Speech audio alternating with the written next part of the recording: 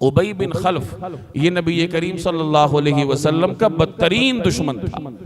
اس نے گھوڑا پال رکھا تھا. اس کو چارہ کھلاتے وقت یہ کہا کرتا تھا کہ میں اس گھوڑے پر سوار ہو کر معاذ اللہ محمد صلی اللہ علیہ وسلم کو قتل کروں گا. جب اس کا یہ جملہ نبی کریم صلی اللہ علیہ وسلم تک پہنچا تو آپ علیہ الصلوات والتسلیمات نے ارشاد فرمایا کہ نہیں بلکہ میں انشاءاللہ اس کو قتل کروں گا.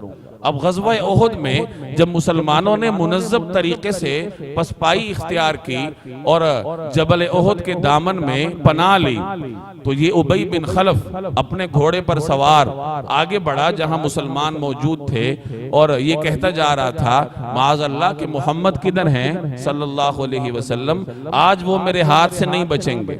کئی صحابہ کے جوان آگے بڑھے اس کا راستہ روکنے کے لیے.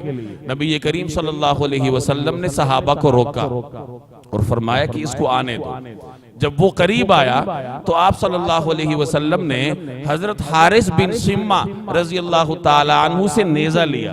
وہ چھوٹا سا نیزہ تھا تو آپ نے اس سے وہ نیزہ لیا اور اس جلال کے ساتھ اس نیزے کو حرکت دی کہ صحابہ کرام لرز کر پیچھے ہٹ گئے. آپ صلی اللہ علیہ وسلم تھوڑا آگے آئے. ابی بن خلف وہ خود یعنی وہ لوہے کا جو ہیلمٹ تھا اس میں اور زرہ میں ملبوس تھا, یعنی اس کا پورا جسم لوہے میں چھپا ہوا تھا. صرف یہاں حلق کے پاس تھوڑی سی جگہ خالی تھی کہ اس سے نیچے زرہ تھی اور اس کے اوپر خود تھا تو یہاں تھوڑی سی جگہ خالی تھی. نبی کریم صلی اللہ علیہ وسلم نے وہ نیزہ اپنے دست اقدس میں لیا اور تول کر نشانہ لیا اور سیدھا اس کے اس جسم کے خالی جگہ کی طرف پھینکا.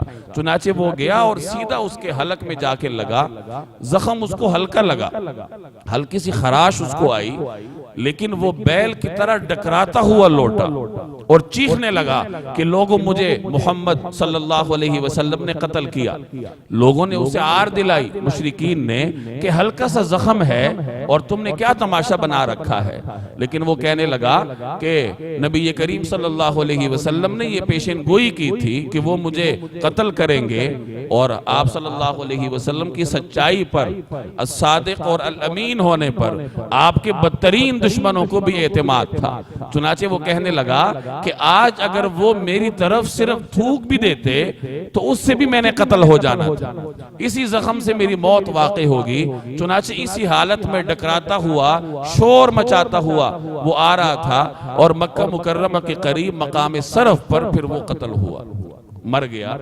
روایات میں آتا ہے کہ یہ وہ واحد شخص ہے جسے نبی کریم صلی اللہ علیہ وسلم نے براہ راست اپنے دست اقدس سے قتل کیا, ورنہ آپ صلی اللہ علیہ وسلم 27 غزوات میں شریک ہوئے جن میں بدر, احد, حنین اور خندق جیسے غزوات میں بڑی خونریز جنگیں ہوئی. آپ صلی اللہ علیہ وسلم مسلح ہو کر میدان میں تشریف فرما ہوتے تھے لیکن اپنے دست اقدس سے براہ راست کبھی کسی کافر پر آپ نے وار نہیں کیا.